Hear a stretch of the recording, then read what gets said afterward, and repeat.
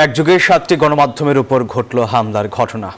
News 24, Bangladesh প্রতিদিন, Kaler Kantho, Daily Sun, capital radio সহ বসুন্ধরা গ্রুপের ৭টি প্রতিষ্ঠানের উপর হামলা চালায় দুর্বৃত্তরা। ভেঙে চুরমার করা হয় অফিস কক্ষ। এই ঘটনায় আতঙ্ক বিরাজ করছে ইস্ট ওয়েস্ট মিডিয়া গ্রুপের গণমাধ্যম কর্মীদের মধ্যে। হামলার ঘটনার খবর পেয়ে ছুটে আসছেন বৈষম্য বিরোধী ছাত্র আন্দোলনের শিক্ষার্থীরা। এ ধরনের হামলার নিন্দা জানিয়ে জড়িতদের দ্রুতই আইনের আওতায় আনার দাবিও জানান তারা। গণমাধ্যমের উপর হামলার নিন্দা জানিয়েছে বিএনপিও। আমি আর আমার একটা মেয়ে কলিগ এখানে দাঁড়িয়েছিলাম, ওরা লাঠি দিয়ে, ওই যে নীল লাঠিটা দিয়ে আমাকে এখানে আঘাত করছে। আঘাত করার পর ওর দিকে অ্যাটাক করার ধরছিল, আমি ওর হাতটা দিয়ে ভিড়ের ভেতর দিয়ে ওকে নিয়ে বের হয়ে গেছে। পরে এগুলো ভাঙচুর শুরু করছে। নারী সহকর্মীর ওপর দুর্বৃত্তদের হামলার ঘটনা এভাবেই বর্ণনা করছিলেন ক্যাপিটাল FM এর এই গণমাধ্যম কর্মী। বলেন, রড, লাঠি সহ বিভিন্ন ধরনের অস্ত্র নিয়ে আচমকা হামলা চালায় দুর্বৃত্তরা। ভেঙে চুরমার করা হয় ক্যাপিটাল FM এর পুরো অফিস। ভেঙে দেয়া হয় নিরাপত্তায় ব্যবহৃত আর্চওয়েটিও। গুঁড়ো গুঁড়ো করা হয় কম্পিউটার, ল্যাপটপ থেকে শুরু করে প্রত্যেকটি ডিভাইস।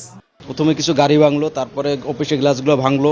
হ্যাঁ, এরপরে তারা মুহূর্তের ভিতরে কাজটা খুব দ্রুত করছে, দ্রুত করে তারা চলে গেছে। ভাঙচুরের শব্দ শোনার পরে আমরা একটু পরে ভিতরে এসে দেখি পুরোটা যতটা সম্ভব ভাঙা যায়, ওরা কোনো কিছু বাকি রাখেনি, শুধু আমাদের অন এয়ার রুমটা সেফ আছে, আর সবকিছুই ভেঙে ফেলছে। হামলার ঘটনায় আতঙ্ক ছড়িয়ে পড়ে ইস্ট ওয়েস্ট মিডিয়া গ্রুপে। গণমাধ্যম কর্মীরা বলছেন, মুখে মাস্ক পরে হামলা চালিয়েছে দুর্বৃত্তরা। তারা বলছেন, গণমাধ্যমের স্বাধীনতাকে খর্ব করতে এ হামলার ঘটনা ঘটানো হয়েছে।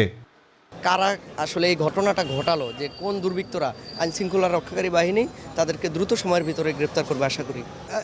যারা করেছে এরা এর স্টুডেন্ট না, ট্রু এটা স্টুডেন্ট না, তাদের অনেক প্ল্যানিং ছিল, সেই প্ল্যানিং অনুযায়ী তারা এসেছে। এবং আমি আমার বর্তমান সরকার এবং যারা আছেন আর কি, তাদের কাছে বিনীতভাবে অনুরোধ করব যে এই সংবাদ মাধ্যমের এই গলা চেপে ধরা বা সত্যনিষ্ঠা উপস্থাপন করার ক্ষেত্রে যে বাধার সৃষ্টি হলো, এটা কি এটার বিপরীতে তারা কি পদক্ষেপ নেবে। এবং হামলার এ ঘটনায় তাৎক্ষণিক ছুটে আসেন বৈষম্য বিরোধী ছাত্র আন্দোলনের শিক্ষার্থীরা। এ সময় Kaler Kantho, capital FM, news 24, Bangladesh প্রতিদিন সহ প্রত্যেকটি প্রতিষ্ঠান পরিদর্শন করেন তারা। কথা বলেন প্রত্যক্ষদর্শী ও আহত গণমাধ্যম কর্মীদের সাথে।